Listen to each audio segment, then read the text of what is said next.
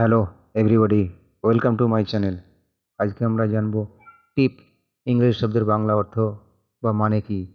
টিপ ইংরেজি শব্দের বাংলা অর্থ বা মানে হলো আগা, ডগা, প্রান্ত,